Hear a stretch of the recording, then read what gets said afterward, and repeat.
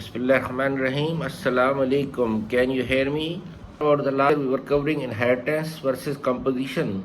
That inheritance breaks the encapsulation as compared to the composition where we have well-defined interface to interact with the other components, like we discussed Visual Studio.net, we discussed NetBeans, and the inheritance we use white box reuse because we can see the inner details of the classes and the subclasses and the functionalities, methods, whereas in composition we call it black box reuse because we cannot see inside details about the objects.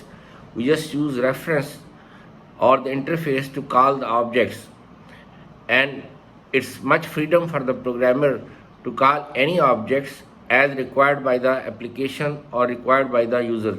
So let me show you an example of inheritance. So it's as we discussed for inheritance, it is easy to code versus the composition which is difficult to code, but inheritance breaks encapsulation. But the advantage is that we can see the parent classes and we can see the child classes and we can see the inner details. But in composition, which is black box reuse, we cannot see the inside detail and it is difficult from the programmer point of view, but it's good for the user point of view. So favor always object composition over class inheritance, but sometime we have to use composition, sometime we have to use inheritance, depend upon the situation to situation. They work together. Our next topic is what is the difference between framework and patterns. Framework are more generalized, whereas patterns are more abstract and more specialized. For example, NetBeans, Visual Studio.net, Cake PHP framework, Zend PHP framework, Ruby on Rails framework, they are generalized. We can customize them as per requirements of application, whereas framework is always composed of several design patterns, and patterns always belong to a specific framework. For example, Visual Studio.net components like command button, text box, label box, checkbox, and we have NetBeans components. We have text box, label box, checkbox, option box, command button. We cannot copy component of Visual Studio.net and directly paste into NetBeans because they have specifications, they have protocols, they have configuration, and vice versa. NetBeans component cannot directly copy paste into Visual Studio.net. So that's fundamental difference between framework and the pattern. A framework is composed of several design patterns. Frameworks are more generalized, whereas patterns are more specialized, more focused. Command button has specialized job, text box, form window, code window. So it's a collection of components: text box, label box, checkbox, form window, code window, properties window, form layout window.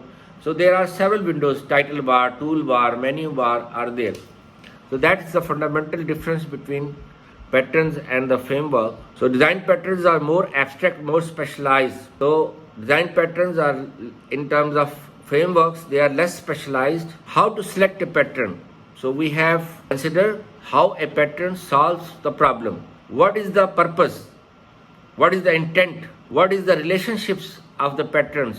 Three types of patterns. We have creational, design patterns. I'm not talking about software engineering patterns. Software engineering, we have three patterns: architectural, design, and the idiom. Architectural patterns I already covered. Design pattern I'm covering. We have creational, we have structural, we have behavioral. These are three types of design patterns. Whereas idiom patterns, we have algorithm designing techniques like pseudocode, flowchart, decision table, decision tree, NS diagrams. There are 5 techniques are there. Examine the cause of redesign and consider what should be the variable in your design. We have 3 parts rule. We have context. What is the environment? Where is the problem? And what is the problem? What is the solution? So context, problem, and solution. 3 parts rule is there for the pattern. Context, what is the environment where the pattern has to plug, pattern has to integrate. What is the problem? and why we are using this pattern in terms of problem, and then will the pattern solve the problem or not effectively, efficiently. Resource should be saved, cost should be saved, time should be saved, effort should be saved. So we have to see it solves the problem, it is proven concept, and solution is not obvious. Sometimes you can use more than one pattern. You have to ensure that the pattern you use is the more specialized for this job, and there is less customization you need to integrate it. And then what is the relationship in terms of structure, in terms of intercommunication mechanism to communicate. We have data components.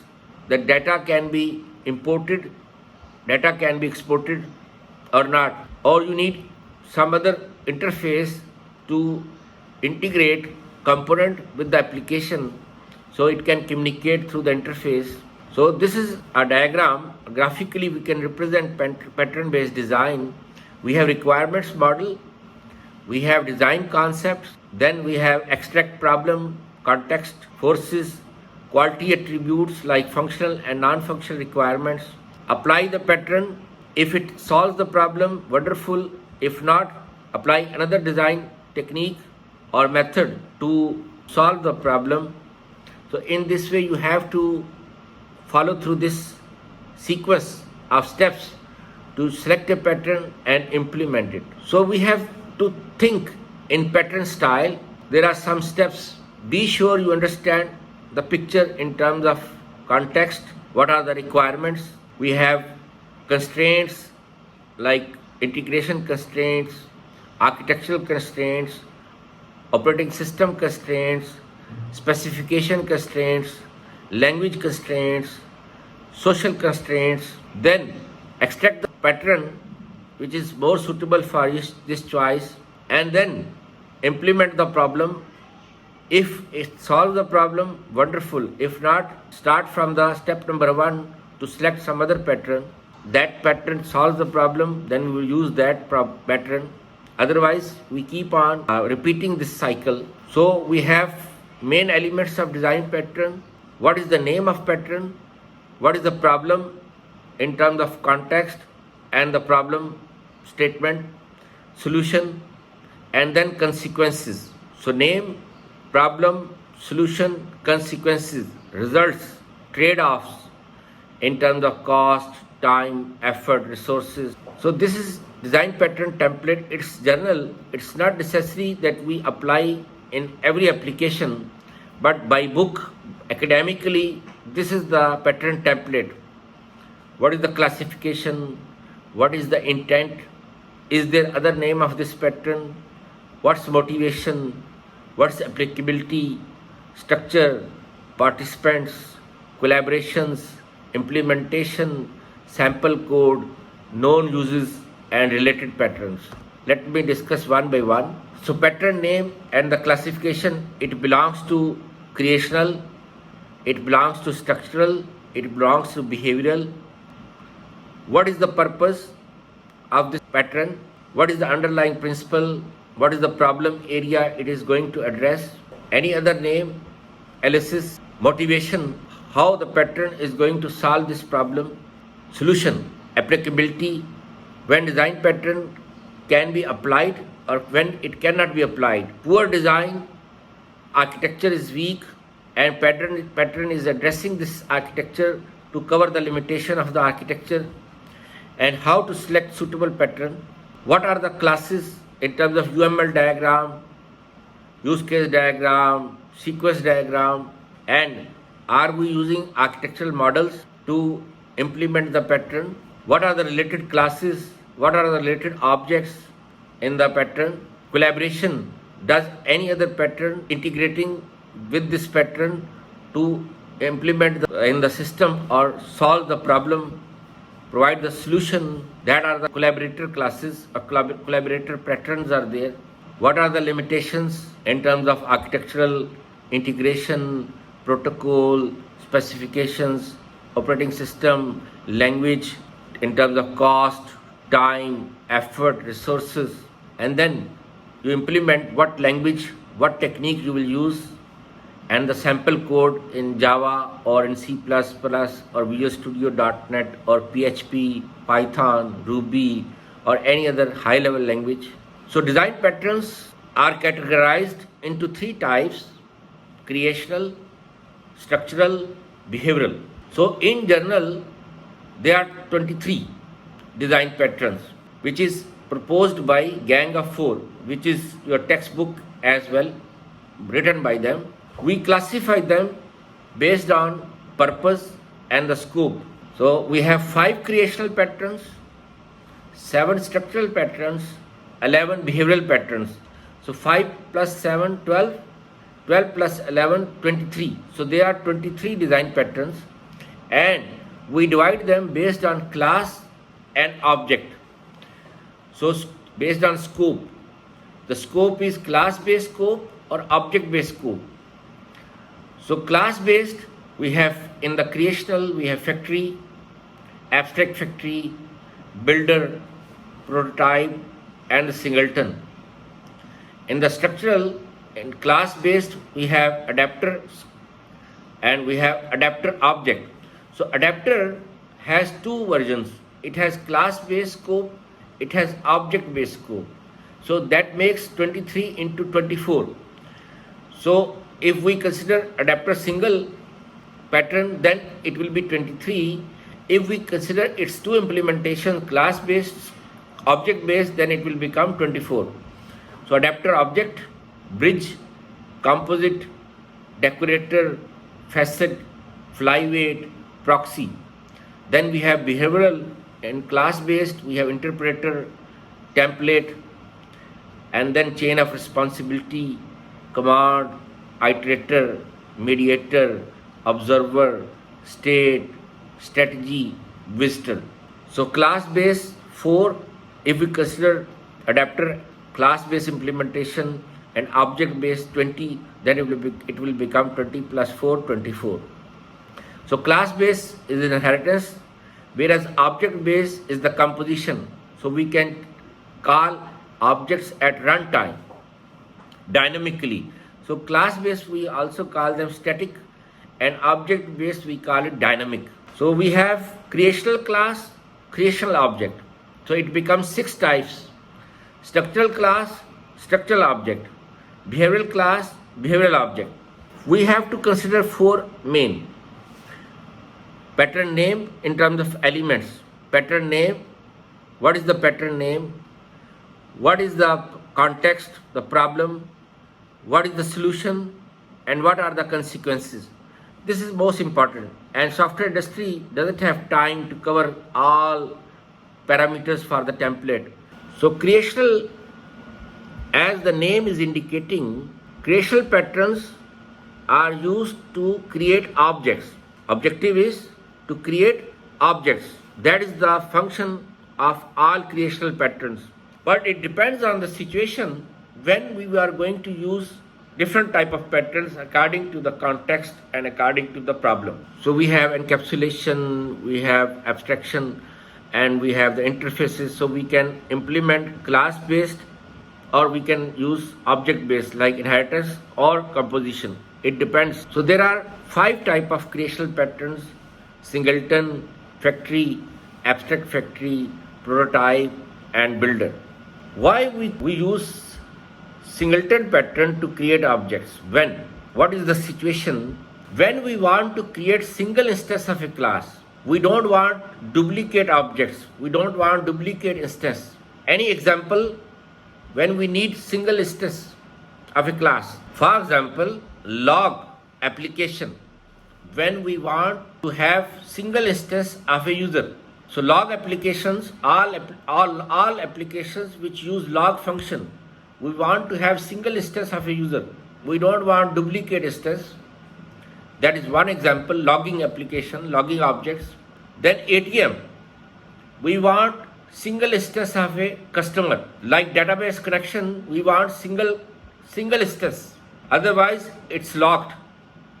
So to stop the credit card or debit card fraud, we don't want that it already happened. One of the customers made a duplicate card and he gave to his friend. So then they set the time on their watches. At the same time, they inserted their card. At the same time, they entered their pins and they withdraw money from same account twice. But it is deducted once. Then, every bank has audit, debit and credit details. So in the debit credit details using audit, they surprised the bank. Then they called the police. Police arrested that guy, and finally he disclosed that we use fraud. We use duplicate card to do the fraud, and he was punished. And after that, now the account is locked. Once it's open from one machine, you cannot access the account from any other machine. That is another example. We need single instance. These are two main applications. Then we have some other examples I'm going to discuss. We have intent. Ensure class has only one instance and it has global point to access. Motivation. Some classes must have one instance. Like for example, print spooling job. So one user can print at one time. Otherwise, it will be jammed because jobs will be struck like traffic jam on highway. So it's first come, first serve principle, one at a time. Printer will print one job at a time, not duplicate jobs. It will accept to print. Accounting system, like we discussed the transaction example. And then we have two type of initialization to create singleton pattern. We have early initialization and we have lazy initialization. Early initialization, the object or instance will be created, initialized at the beginning. Once you run the application, it will be initialized. You use it or you don't use it. It consumes the memory, it consumes the resources. So it's less efficient. As compared to lazy initialization, it only initialized once we need it. It is initialized once we need it. Otherwise, it will not be initialized. It is called lazy initialization. Let me show you both. So it's java.language.runtime. It is also example of singleton. Java.awt.desktop. It is also singleton instance. Then hardware interfacing. It is also singleton example. Database connectivity, drivers, logging, cache. They all are examples of singleton class. Configuration files.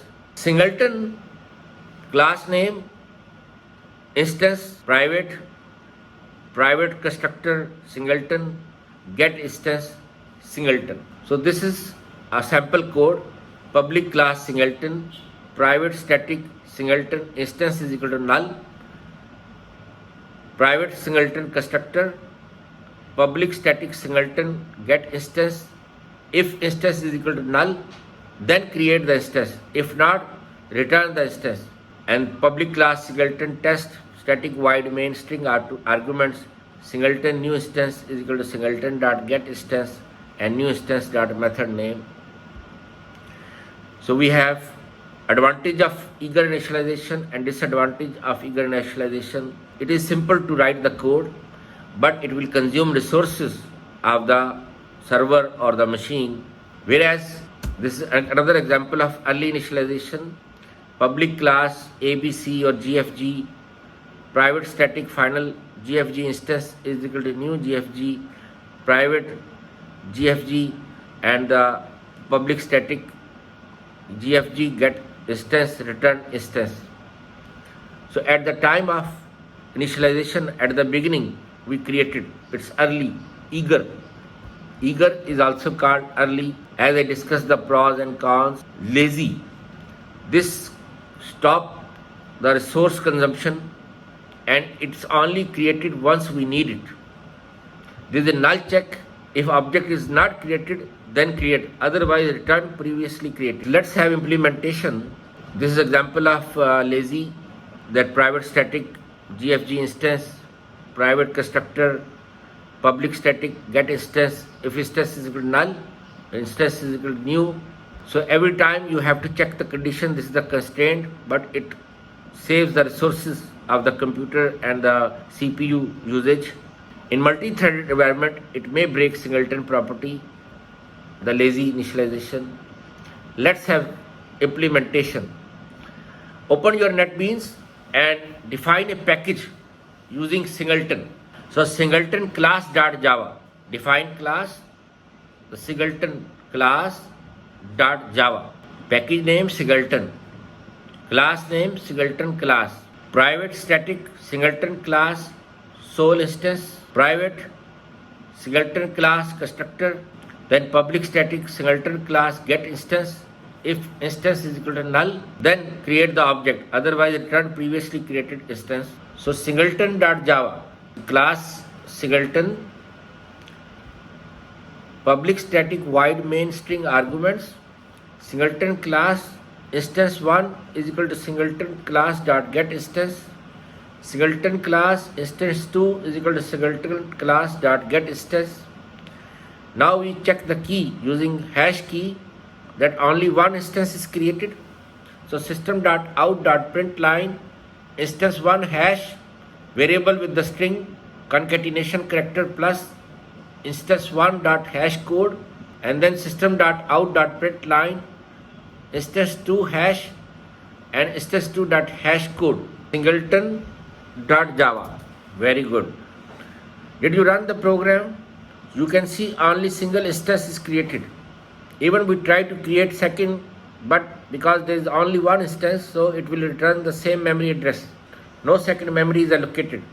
Yes, the same number, that means same memory address, only one instance is created. So everybody has finished. So let me show you the output. So instance 1 hash, so you can see the same memory address because single instance is created. Thank you very much. Love you. Take care. Stay blessed, healthy and happy. Assalamu alaikum. See you inshallah in the next lecture.